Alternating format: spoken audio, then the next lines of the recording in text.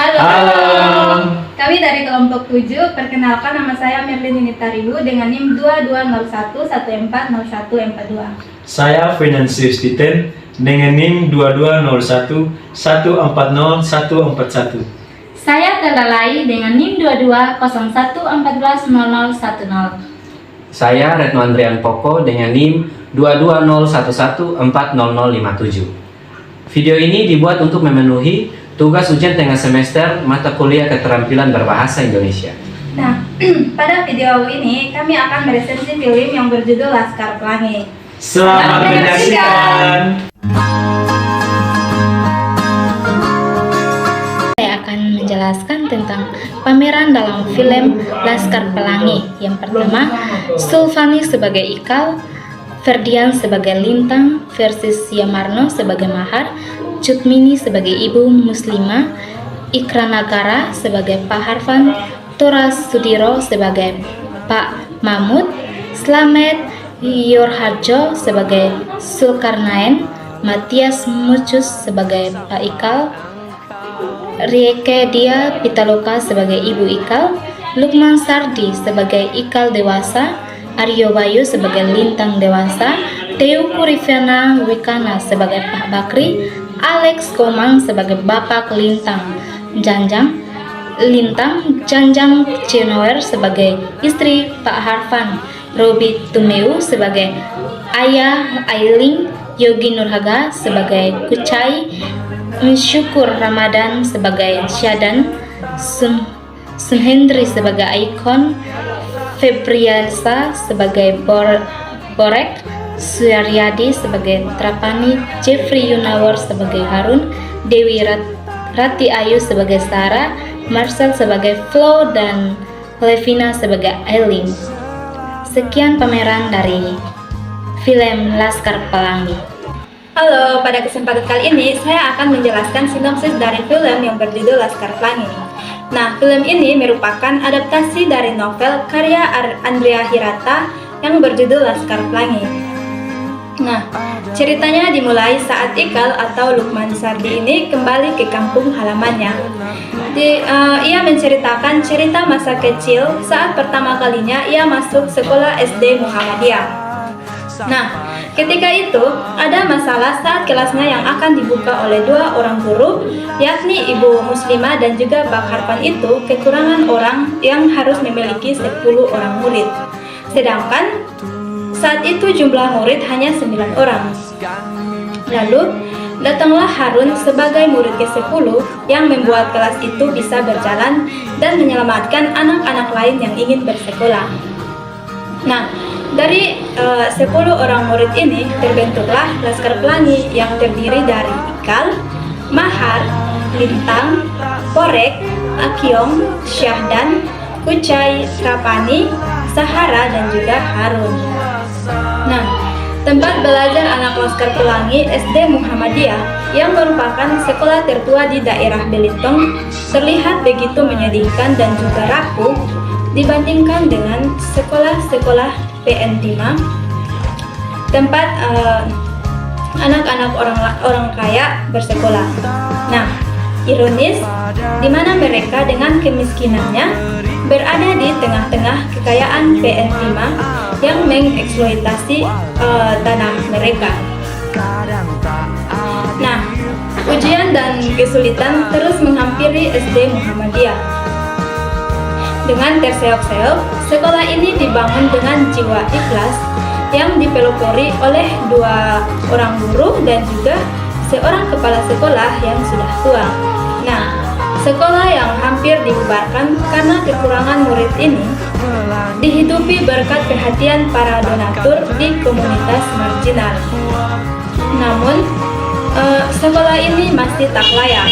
Gedung yang bobrok, atap yang bolong-bolong, ruang kelas yang hanya beralaskan tanah, bangku pun seadanya.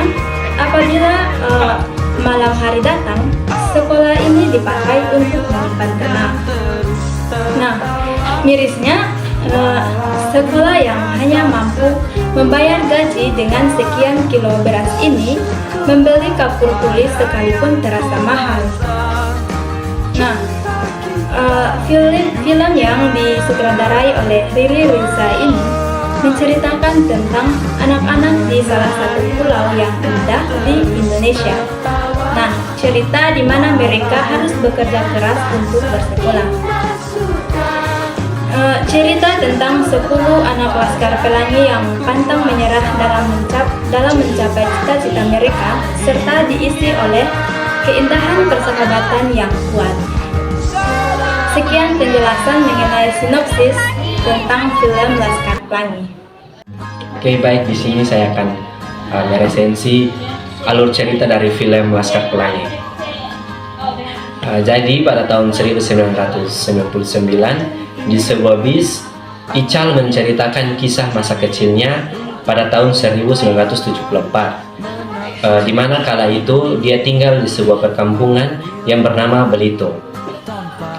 Belitung ini dikenal dengan kekayaan alam timahnya yang sangat-sangat melimpah dan menjadikannya sebagai salah satu pulau terkaya di Indonesia. Namun aturan birokrasi setempat membuat penduduk asli tidak bisa menikmatinya, sehingga sebagian besar dari mereka hidup dengan kemiskinan, dan bahkan beberapa di antaranya hidup sebagai pengangguran. Kebanyakan pria-pria dewasa di perkampungan ini memutuskan untuk bekerja di perusahaan timah milik negara yang bernama PN Timah. Pada saat itu, anak-anak yang berasal dari rumah tangga miskin divonis tidak akan memiliki masa depan selain wajib bekerja di PN Timah tersebut, karena mereka dianggap tidak mampu untuk bersekolah, yang notabene-nya biaya sekolah itu sangat-sangat mahal. Jadi kemudian beruntung ada sebuah sekolah tertua yang tidak memungut biaya sepersen pun kepada siswa yang berniat belajar di sekolah tersebut.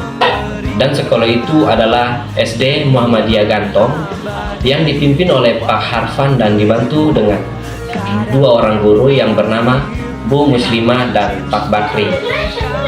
Namun sungguh miris karena sekolah tersebut akan ditutup jika mereka tidak mampu mendapatkan minimal 10 orang sesuai dengan ketentuan Undang-Undang Siswa Pertama. Yang ditemui oleh Bu Muslimah adalah Lintang.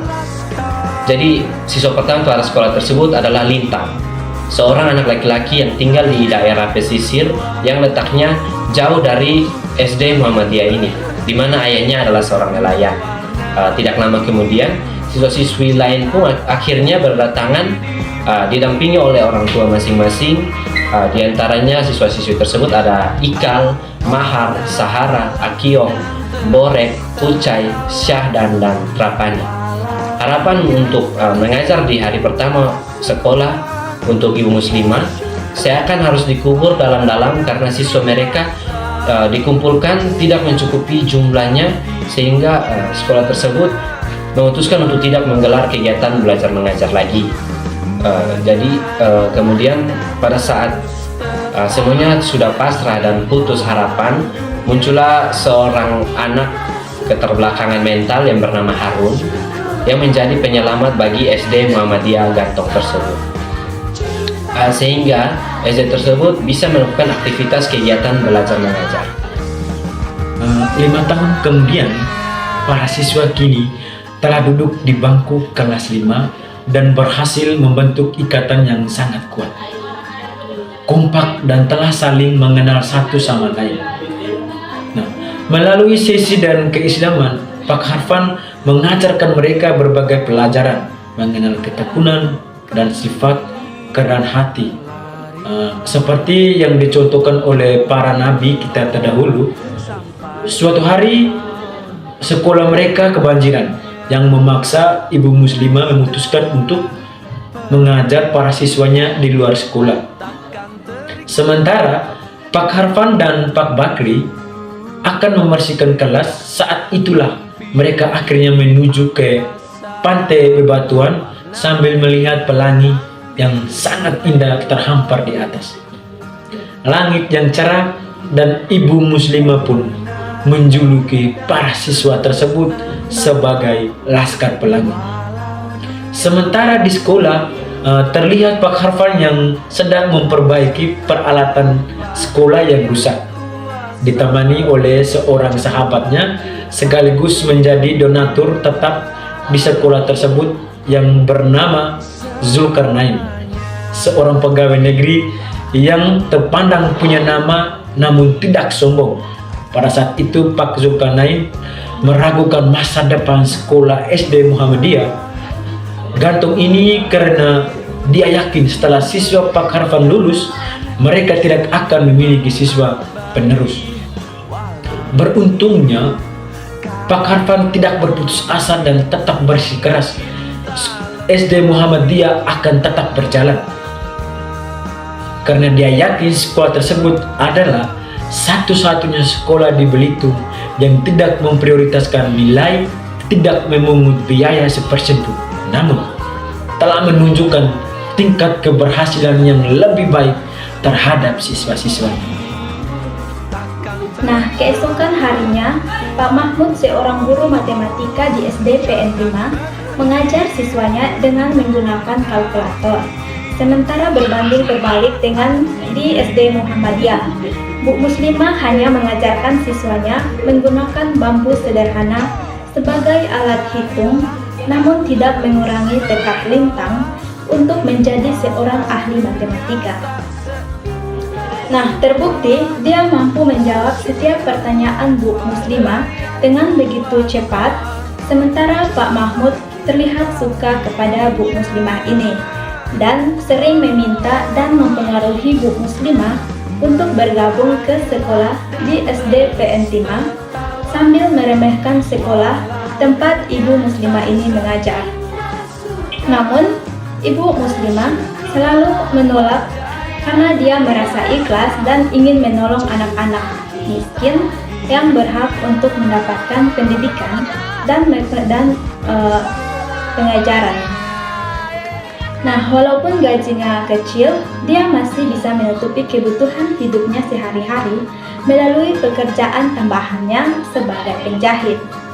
Nah, tidak lama kemudian, Pak Harfan menyampaikan kabar kurang menyenangkan kepada Ibu Muslimah, di mana pegawai sekolah Sumatera Selatan memutuskan bahwa SD Muhammadiyah diwajibkan mengikuti ujian akhir sekolah di SD PN 5. Sementara di satu sisi, siswa SD Muhammadiyah tidak memiliki perlengkapan sekolah yang layak, yang tentu saja membuat mereka merasa takut akan diremehkan oleh siswa dari sekolah tersebut.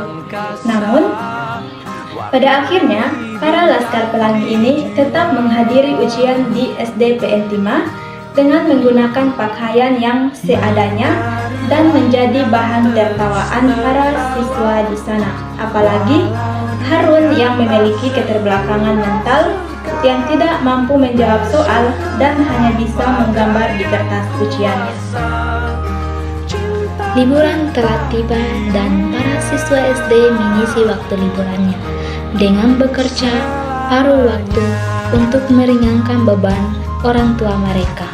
Di saat waktu senggang, Mahar yang memiliki jiwa seni bertemu dengan seorang temannya dari SD PN 5 yang bernama Flo. Saat itu Mahar dan teman-temannya menyimak cerita Flo tentang suku Asmat dan tentunya Flo juga tidak sungkan memberikan salah satu koleksi buku nasional geografik miliknya tentang suku Asmat kepada Mahar. Hari demi hari berlalu dan mereka pun akhirnya kembali bersekolah. Ikal dan Lintang mendapatkan tugas untuk membeli kapur di toko Sinar Harapan yang jaraknya lumayan jauh dari sekolahnya. Namun ini merupakan keberuntungan bagi Ical karena dia akhirnya bisa bertemu dengan perempuan idamannya, anak pemilik toko Sinar Harapan yang bernama Aling. Keberuntungan Ical terus bertambah karena rupanya Aling ini adalah sepupu dari Aikon yang juga merupakan teman sekolahnya di SD Muhammadiyah. Sehingga Aikon bersedia untuk membantu Ikal agar bisa lebih dekat lagi dengan Ailing. Sementara itu, kabar yang kurang menyenangkan menimpa SD Muhammadiyah. Karena mereka harus rela ditinggalkan oleh Pak Bakri yang memutuskan untuk pindah ke SD Bangka yang jauh lebih menjanjikan. Namun situasi tersebut tidak membuat Pak Harfan dan Ibu Muslimah mundur. Mereka tetap bersikukuh untuk mendampingi anak-anak sampai lulus kelas 6 nanti, walaupun hanya menyiksa mereka berdua sebagai tenaga pengajar.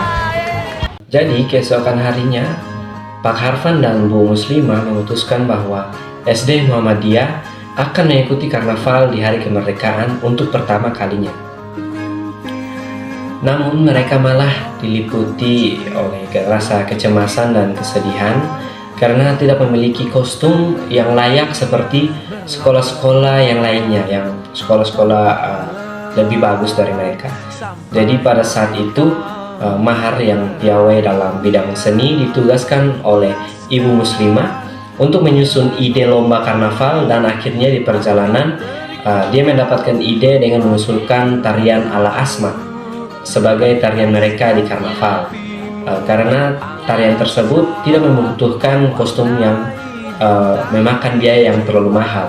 Dan tibalah saatnya Laskar Pelangi menunjukkan penampilan mereka. Mereka awalnya ditertawakan oleh para penonton, namun karena kepiawaian para Laskar Pelangi ini utamanya adalah mahar dalam mengobarkan pertunjukannya, dan para penonton pun akhirnya bertepuk tangan bangga dan merasa puas dengan apa yang telah ditampilkan oleh anak-anak dari SD Muhammadiyah ini. Dan akhirnya SD Muhammadiyah tersebut dinyatakan sebagai pemenang karnaval pada hari kemerdekaan itu. Kemudian Flo yang menyukai penampilan tarian Asmat dari para Laskar Pelangi memutuskan untuk bergabung dengan SD Muhammadiyah. Namun rupanya kehadiran Flo malah memberikan efek negatif kepada para siswa karena mereka kini kurang fokus dalam belajar akibat terlalu sering mendengarkan cerita-cerita budaya dari Flo. Sejak saat itu nilai siswa-siswi pun mulai menurun, apalagi Ikal.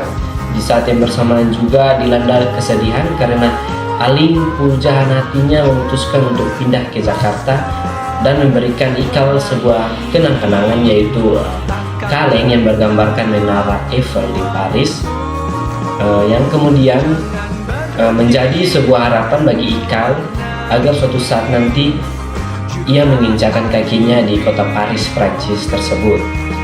Tidak lupa teman-teman Ikal, utamanya Mahar, juga memberikan motivasi kepada Ikal agar bisa kembali bersemangat menjalani hidupnya. Hari demi hari pun berlalu. Ibu Muslimah kemudian mengunjungi rumah Pak Harfan. Namun menurut istrinya, Pak Harfan sedang sakit dan keras kepala karena tidak ingin meminum obat, selain obat murahan yang tidak dijamin kesehatannya. Beberapa hari kemudian, Ibu Muslimah menemukan Pak Harfan telah tutup usia di meja kerjanya.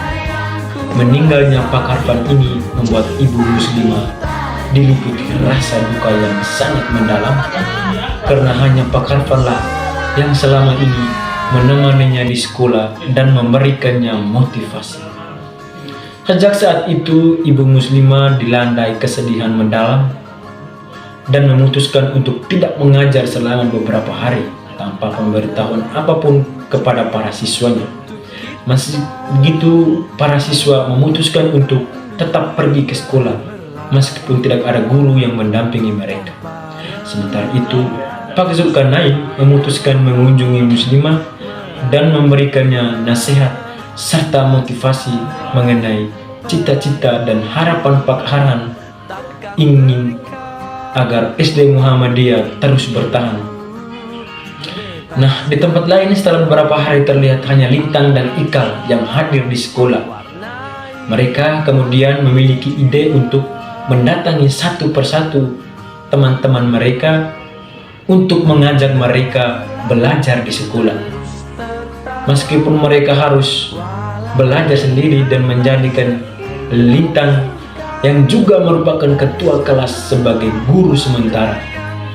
Tidak lama kemudian, ibu muslimah pun memutuskan untuk kembali ke sekolah, dan sesampainya di sana, ibu muslimah merasa sangat terharu melihat perjuangan para siswanya yang tetap mengikuti proses belajar mengajar dan sungguh-sungguh. Beberapa waktu kemudian, kompetisi cerdas cermat Gantong pun diumumkan. Untuk SD Muhammadiyah diwakili oleh Mahar, Ika, dan Lintang. Mereka pun giat berlatih dan belajar agar bisa memenangkan kompetisi tersebut. Nah, hari perlombaan pun akhirnya tiba. Namun, menjelang cerdas cermat dimulai, Lintang belum juga menampakkan batang hidungnya. Karena ternyata perjalanannya terhalang oleh seekor buaya besar yang memang menjadi salah satu rintangan terbesar yang harus dihadapi sehari-hari ketika berangkat ke sekolah. Nah, karena waktu semakin mepet, ibu muslimah beserta siswa lainnya pun memutuskan untuk berangkat ke tempat acara, sementara Pak Zulkarnain memutuskan untuk menunggu Lintang tiba di sekolah. Nah, menjelang detik-detik perlombaan, seorang kakek tua akhirnya menolong Lintang yang masih setia menunggu buaya itu untuk pergi dari jalanannya, dan kakek tua itu pun berhasil mengusir buaya tersebut, sehingga membuat Lintang bisa tiba tepat waktu saat acara cerdas cermat akan dimulai. Nah, berkat kemampuan berhitung Lintang, mereka akhirnya bisa mengimbangi SD unggulan lain dan menyisakan skor yang sama buat mereka.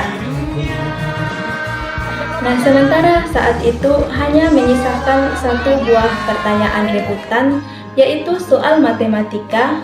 Soal pun akhirnya dibacakan dan tanpa berpikir panjang, Lintang dengan lantang menjawab pertanyaan tersebut dengan begitu meyakinkan. Namun, kenyataannya para juri malah mengurangi nilai Lintang karena jawabannya ternyata salah.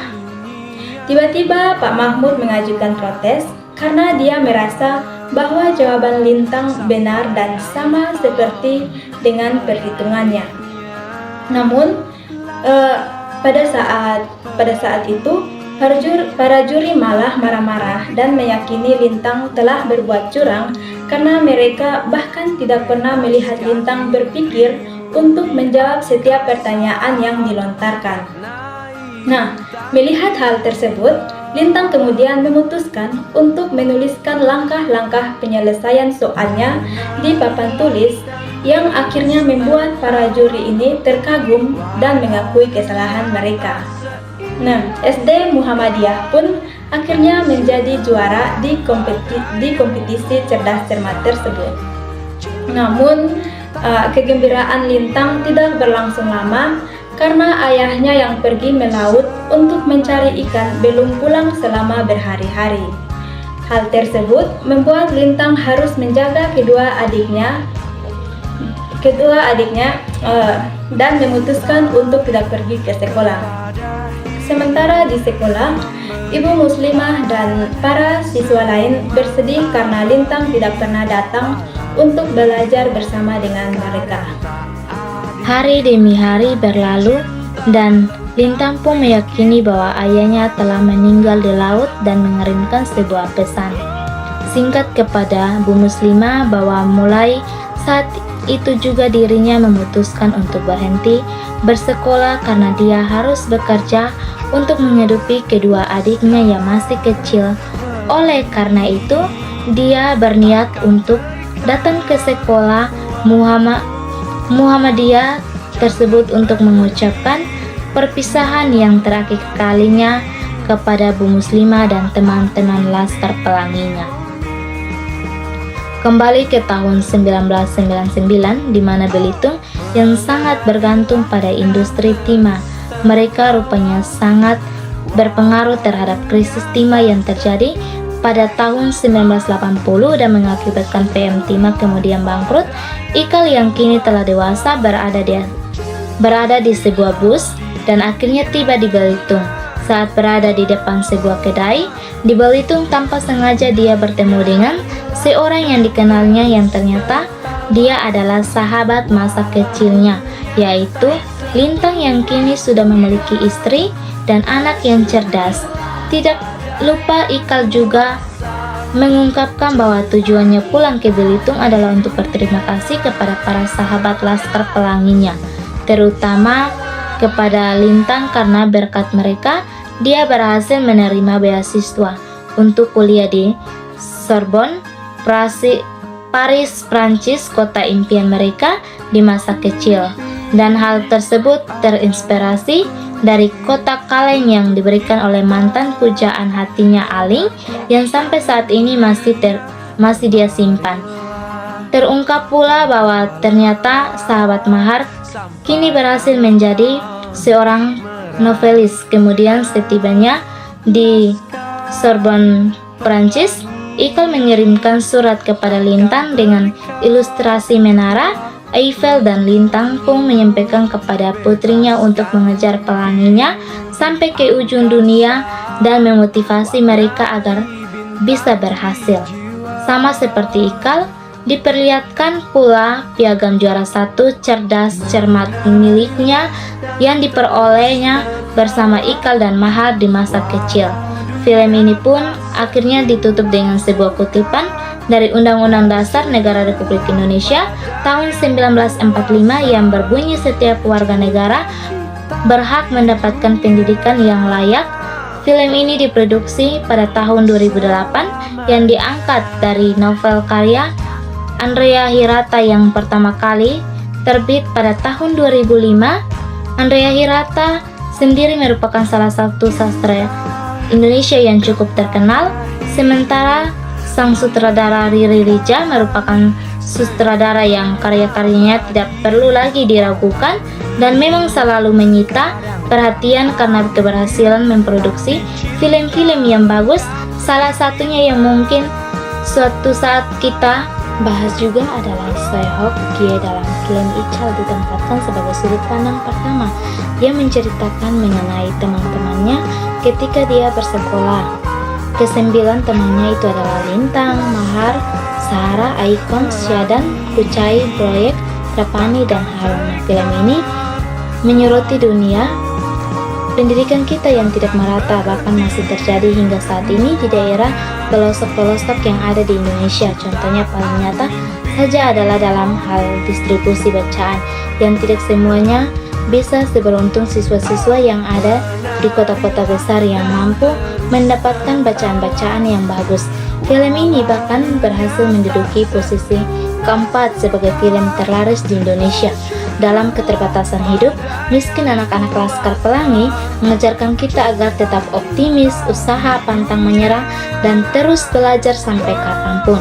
Begitu juga dengan ibu muslimah menjadi contoh seorang guru aktif untuk muridnya. Nah, di sini ada satu catatan kecil di mana ada kesalahan penulisan skrip seperti yang membuat jawaban dilontarkan oleh Lintang begitu cepat ternyata merupakan jawaban yang salah, namun dibenar oleh juri. Kami yakin ini hanya merupakan sebuah kesalahan penulisan skrip yang tidak disadari oleh tim editor, namun sebenarnya tidak mengurangi esensi dari film ini secara keseluruhan. Nah, terdapat kelebihan dari film Laskar Pelangi, yaitu alur cerita yang bagus dan juga natural menjadi salah satu kelebihan dari film ini. Selain itu, film ini memperkenalkan keindahan Pulau Belitung. Ada juga kekurangan dari film Laskar Pelangi.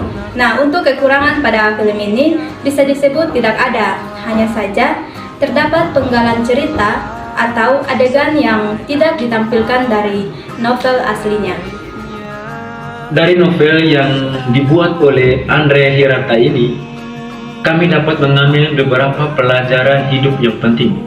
Salah satunya, kita benar-benar harus menghargai hidup, menghargai semua pemberian Tuhan, tidak pantang menyerah bila menginginkan sesuatu, dan tidak ada yang tidak mungkin asalkan kita mau dan berusaha.